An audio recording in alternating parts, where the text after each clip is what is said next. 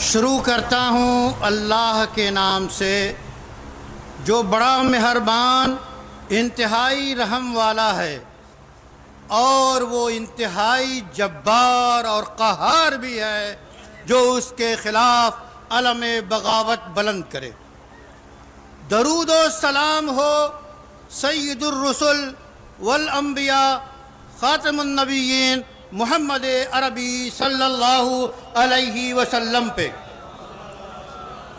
آپ کی آل پہ، آپ کی عطرت پہ، آپ کے اہل بیت پہ، آپ کے اصحاب پہ، آپ کے تابعین پہ، اور ہر اس شخص پہ جو قیامت تک آپ کا پیروکار رہے، وفادار رہے۔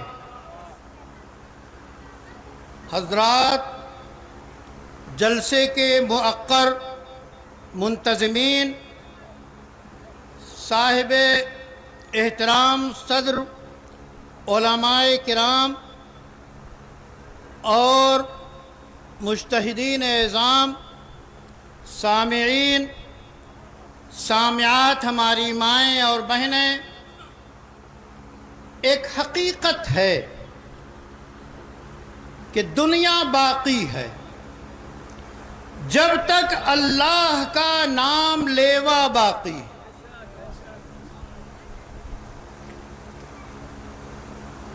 ابھی مجھے اس قدر مسرت ہوئی جب عین جلسے کے شباب کے وقت آیا وقت نماز، مومنین و مسلمین کھڑے ہو گئے جماعت میں۔ یہ وہ قرآنی ذوق ہے جو میدان جہاد میں صلاۃ خوف تلقین کرتا ہے۔ میں نے امام محترم سے پوچھا، قبلہ آپ نے ظہر و عصر کی جمع کی ہو، قصر کی، ایسا تو نہیں کہ فجر بھی پڑھی؟ ایک لطیفہ ہے، معاف کیجئے گا۔ تو ظہر میں ہم اقتدا کر سکتے تھے، ہم نے اقتدا کر لی، ہمارے پاس نہ سفر ہے نہ جو ہے وقت کی گنجائش بھی ہے، عصر اپنے وقت پہ ہم پڑھ لیں گے۔ یہی ہے تقریب۔ یہ وہ تقریب ہے جس کو اسلامی جمہوریہ ایران میں تقریب بین المذاہب کے نام سے ادارہ قائم کیا گیا، جن کے بہترین اعلیٰ دماغ جنرل سیکریٹری شیخ تسخیری تھے۔ اپنے بڑھاپے کے باوجود وہ جمع سال تھے ارادوں میں، مقاصد میں اور کام میں۔ مسلمانوں کے درمیان 4 مسلک تو بہت مشہور ہیں، سبھی جانے ہیں: حنفیت، شافعیت، مالکیت، حنبلیت۔ یہ سنیت کے دائرے میں ہے۔ اس کے بعد شیعیت کے دائرے میں جعفریت ہے، نصیریت ہے، ذرا سا 2 قدم آگے 7 ہو گئی۔ اس کے بعد خوارج ہیں جو اس وقت آپ کے عمان میں ہیں، ان شیخ محترم سے بھی میری ملاقات ہے جو عمان میں اس وقت کے امام ہیں، جو ہے اس طبقے کے۔ تو کل 7، 8، کبھی کبھی 10 بھی لوگ بنا دیتے ہیں۔ اتنے مسلمانوں میں فقہی طبقے ہیں، لیکن ایک مدبر کے بقول یہ جو مسالک ہیں یہ انتظامی ہیں، یعنی اگر انتظام نہ ہو، مینجمنٹ نہ ہو تو یہ جلسہ نہیں ہو سکتا۔ تو پوری امت کو منظم رکھنے کے لیے یہ انتظامی مسالک ہیں۔ جب انتظام کی ضرورت ہو، ایک کے آگے بڑھنے کی، دوسرے کو قبول کرنے کی، تو سر آنکھوں پہ وہی اس وقت کی فقہ ہے، وہی اس وقت کی قرآن کی تعلیم۔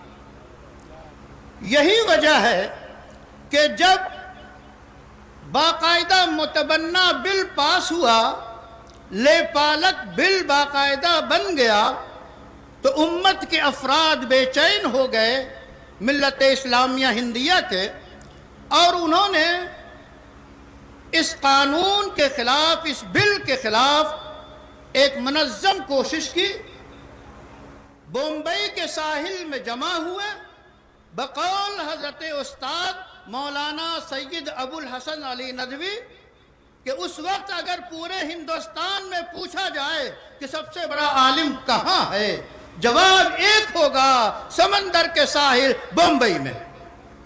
ایسا مجمع اکٹھا ہوتا ہے اور سب لوگ کنونشن کے ذریعہ آل انڈیا مسلم پرسنل لا بورڈ کی بنیاد ڈالتے ہیں، جس میں سنی، بریلوی، شیعہ اور تمام مسلمانوں کے جو مسلمان کہتا ہے اور ہے، قادیانیوں کے علاوہ تو جتنے مسلمان ہیں سب اس میں جمع ہوئے، اور اخیر تک نائب صدر ایک جو ہیں شیعہ مسلک کے جو ہے قبلہ بنتے رہے۔ سب سے پہلے قبلہ قلب عابد بنے، ان کے بعد قلب صادق بنے، اس صادق کے ساتھ صدق و وفا کی کچھ رسمیں اس حقیر نے بھی نبھائی ہیں۔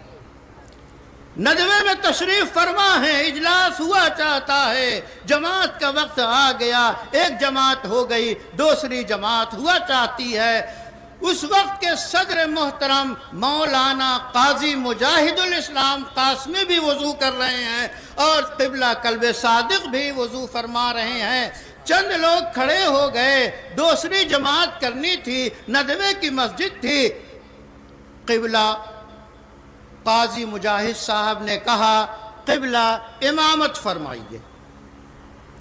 مولانا قلب صادق صاحب سے کہا قبلہ امامت فرمائیے، ظہر کی نماز ہے۔ کیا عالی دماغ وہ شخص تھا، اس نے کہا قبلہ آپ اس وقت جمہوریت میں ہیں، اس واسطے امام آپ ہوں گے۔ اس وقت آپ جمہوریت میں تھے، مقتدی میں تھا۔ یہ ہے فقہ کا راز، یہ ہے اسلام کی حکمت۔ تو وہی مولانا قلب صادق ایک مسلم پرسنل لا بورڈ کے اجلاس کو خطاب کرتے ہوئے فرماتے ہیں، ان کے الفاظ کیا موتی جھر رہے ہوتے۔ فرماتے ہیں اے مسلمانوں،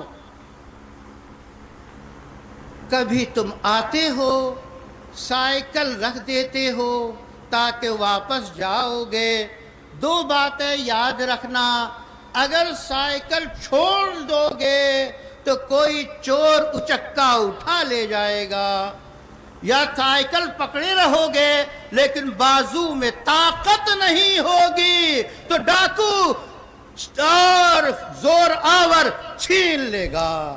اس واسطے ضرورت ہے کہ نہ اسلام کو چھوڑو اور اسلام میں پورا غلبہ اور قوت حاصل کرو۔ کون سی قوت؟ وہ قوت جس کا ہم سب کو درس دیتا ہے قرآن کریم۔ قرآن کریم ہمیں کیا درس دیتا ہے؟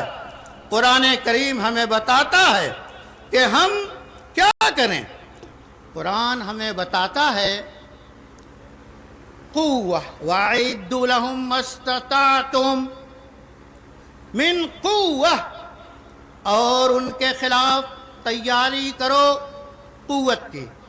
علماء عربیت جانتے ہیں کہ یہ نکرہ کا لفظ ہے قوہ۔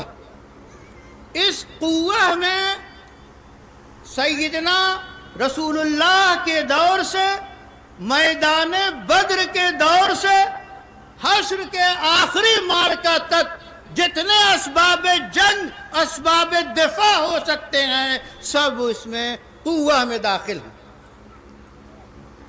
آج اگر ہمارے ممالک توانائیوں کے شعبوں میں ترقی کرتے ہیں انسانیت کے مفاد کے لیے تو 100 بار مبارک، اور ہر ملک اور خود ہمارا ملک اس بات کا ہمیشہ خیال رکھے کہ ایسی قوت اپنے اندر پیدا کرے جو دشمنوں کا دفاع کر سکے۔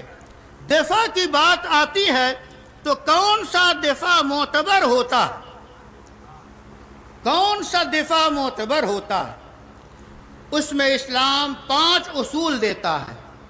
آپ کی ذات پہ کوئی حملہ کرتا ہے، آپ اس کا دفاع کیجئے اپنی قوت کے حساب سے۔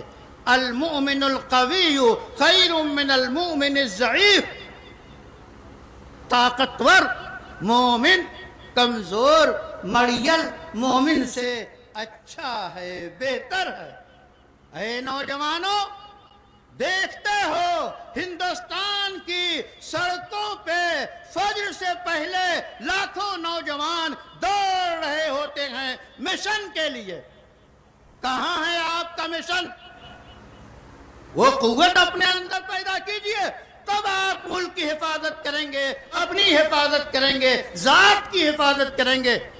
اور اگر خدا نخواستہ کسی کے جسم میں کینسر پیدا ہو جاتا ہے تو تھیراپی کے ذریعہ مدد لیتے ہیں، کچھ نہ ہو تو قطع اس جزء کو کاٹ دیتے ہیں، آپریشن کر دیتے ہیں۔ اس وقت اگر انسانیت کا کوئی بھی شخص، کوئی بھی ملک اگر ناسور بن کر ابھر رہا ہے، کینسر بن کے ابھر رہا ہے، تو اس کا آپریشن فرض ہے ان لوگوں پہ جو طاقتور ہیں، انصاف کو قائم کرنا چاہتے ہیں۔ حضرات گرامی، نفس کا دفاع ضروری، نسل کا دفاع ضروری۔ کوئی چاہے آپ کی نسل کشی کرے، آپ برداشت نہیں کریں گے، چاہے غزہ ہو، چاہے فلسطین ہو، چاہے دنیا کا کوئی کونا ہو۔ اگر کسی مظلوم کو ہلاک کیا جا رہا ہے تو اہل انصاف کی ذمہ داری ہے کہ اس کا تعاون کریں۔ آپ کی آبرو پہ حملہ ہوتا ہے تو اس کا دفاع ضروری ہے، چاہے جوہری ہتھیار کے ذریعہ کریں، چاہے ڈنڈے اور سوٹے سے کریں۔ سب سے پہلے سوٹا کام آتا ہے عزیزو، اپنے ملک کے دفاع کے لیے سوٹے سے کام لو۔ آبرو اور عزت، آپ کا مال دولت آپ کی کوئی چھیننے آتا ہے تو اس سے آپ روکیں۔ اور اسی طرح سب سے عزیز، اگر دین پہ حرف آتا ہے تو دین کو بچانے کے لیے سب قربان کرنا آپ کی ذمہ داری ہے۔ ارے عزیزو اور میری عزیزات، آئیے شعب ابی طالب کو تو دیکھیے۔ سیدنا ابو طالب جو مہربان چچا ہیں، مربی ہیں، پاسدار ہیں، پروان چڑھانے والے ہیں، رسول اکرم صلی اللہ علیہ وسلم کو شعب ابی طالب میں تمام مومنوں مسلمانوں کو قید کر دیا گیا، بائیکاٹ کیا گیا، محاصرہ کیا گیا، معاشی ناکہ بندی کی گئی۔ کس صبر سے، ضبط سے اس کاروان نبوت نے کام لیا کہ اسی کی روشنی میں آج ہم یہاں بیٹھے ہوئے ہیں۔ اے عزیزو، کوئی کتنے ہی بائیکاٹ کرے، اگر آپ حق پہ ہیں تو چلتے رہیے اور جمے رہیے، اس بائیکاٹ کا اثر نہ کیجیے۔ حضرات گرامی، ایک بار اخبار میں نے پڑھا، اس میں کچھ تفصیلات تھی، تو میں نے اخباری بیان دیا کہ ایرانی رہنما کا یہ فرمان ہے کہ اگر پوری دنیا کا ہر مسلمان ایک مشت خاک لے کے اسرائیل پہ ڈال دے تو زیر خاک ہو جائے اسرائیل، ایک چلو پانی ڈال دے تو غرق آب ہو جائے اسرائیل۔ یہ کس کا جملہ ہے؟ یہ روحانی پیشوا، ایران کی روحانی شخصیت، اس وقت کے رہبر الامام خمینی کا۔ تو جب ہمارے اندر اتنی قوت ہے تو اس قوت کا سنجیدگی کے ساتھ دستوری امور کا لحاظ کرتے ہوئے ہمیشہ استعمال کرنا چاہیے۔ اور اسی طرح بات یہ ہے کہ یہ دنیا قائم رہتی ہے عدل کے ذریعہ، عدل و انصاف کے ذریعہ۔ تو جن لوگوں کے ہاتھ میں عدل ہے، عدل انفرادی بھی ہے، جیسا کہ میں نے کہا اگر کینسر ہو جائے تو عدل کا تقاضا ہے کہ اس عضو کو کاٹ دیا جائے۔ اسی طرح جہاں بھی کینسر ہو اس کا آپریشن ضروری ہے تاکہ عدل قائم ہو۔ بریکر اگر آ جائے تو بریکر کو ہٹانا ضروری ہے تاکہ منزل تک آپ پہنچ سکیں۔ آپ کی منزل بہت دور تک ہے، بہت دیر تک ہے۔ جتنی رکاوٹیں آئیں دو چیزوں کے ذریعہ اسے دور کریں۔ ایک ہے صبر، تحمل، برداشت، جو اب شاب ابی طالب سے ہمیں ملتا ہے اور قرآن سکھاتا ہے یا ایھا الذین آمنوا استعینوا بالصبر، صبر کے ذریعہ مدد طلب کرو۔ صبر ایک کیفیت کا نام ہے، ایک صفت کا نام ہے، ایک جذبے کا نام ہے جس میں تثبیت اور جماؤ ہو۔ پوری اتقان کے ساتھ آپ برداشت کریں اور پھر دفاع کرنے کی صلاحیت پیدا کریں، تب آپ عدل کر سکتے ہیں۔ اور یہ صبر کیسے پیدا ہوگا؟ والصلاۃ، نماز کو قائم کیجئے، ہر گھر میں، ہر در میں، ہر جگہ نماز پڑھیے نماز کے اوقات میں۔ اے نوجوانوں، تو یہ وہ چیزیں ہیں جو قوت جمع کرتی ہیں اور اس کے ذریعہ ہم پھر آگے بڑھتے ہیں اور وہ مثلث حاصل کرنے کی کوشش کرتے ہیں۔ جو مثلث تکون، عزیزو، تکون کیا ہے؟ تکون مسجد حرام، مسجد نبوی، مسجد اقصی، یہ تکون ہے۔ یہ تینوں ایک حرکت سے چلتے ہیں، ایک دوسرے سے جڑے ہوئے ہیں۔ اگر ایک کسی کے قبضے میں ہے تو یہ دونوں خطرے میں ہیں۔ اس لیے مسجد اقصی کو آزاد کرانے کی ہر کوشش قابل تعریف ہے، اور ہر شخص کو جو قوت رکھتا ہو مسجد اقصی کی آزادی کے لیے کوشش کرنی چاہیے۔ آپ کے 60 سالہ دور میں پہلی مرتبہ عید کی نماز وہاں ہونے نہیں دی ظالم صہیونیوں نے، ان کا ازالہ ہمیں کرنا ضروری ہوگا۔ آخری بات، وَلِلَّهِ الْعِزَّةُ وَلِلرَّسُولِ وَلِلْمُؤْمِنِينَ، غلبہ تو حقیقی حق تعالی کا ہے، عزت تو حقیقی اسی کی ہے، اس کے رسول کی ہے، مومنین کی ہے۔ تو یہ غلبہ اور یہ چیزیں حاصل کرنے کے لیے ہمیں ضروری ہے کہ اس کے اسباب ہم اختیار کریں کہ وہ غلبہ اور وہ عزت ہمیں کیسے ملتی ہے۔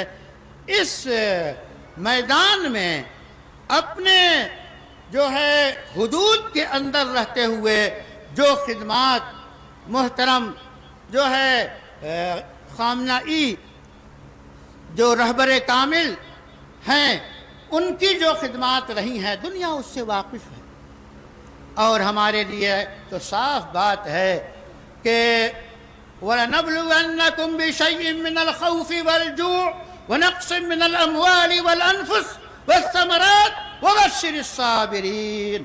کچھ پیش آ جائے ہم کہتے ہیں اِنَّا لِلَّهِ وَإِنَّا إِلَيْهِ راجعون۔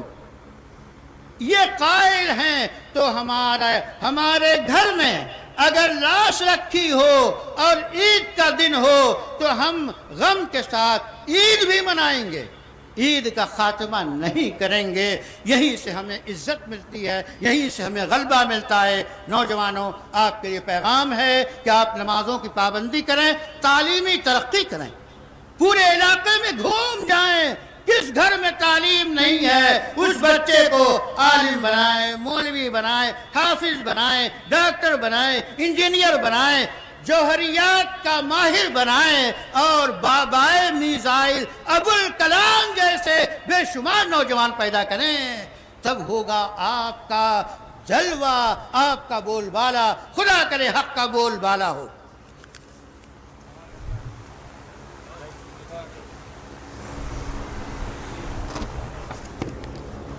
جزاک اللہ قبلہ، بہت بہت شکریہ۔ میں گزارش کروں گا جناب ہمارے بیچ میں مفتی ارشد فاروقی صاحب، چیئرمین فتویٰ آن لائن سروس دیوبند، جسے آپ حضرات جنہیں ابھی سماعت کر رہے تھے، میں گزارش کروں گا کہ آپ آگے تشریف لائیں۔ ارشد صاحب، میں آپ سے التماس کر رہا ہوں کہ یہ قطعاً ہمارے لیے ذرا سا ممکن نہیں ہوگا، میں آپ سے گزارش کر رہا ہوں کہ آپ نے وقت نکالا ہمارے درمیان تشریف لائے۔ میں چاہوں گا آپ آگے تشریف لائیں اور ہمارے بیچ میں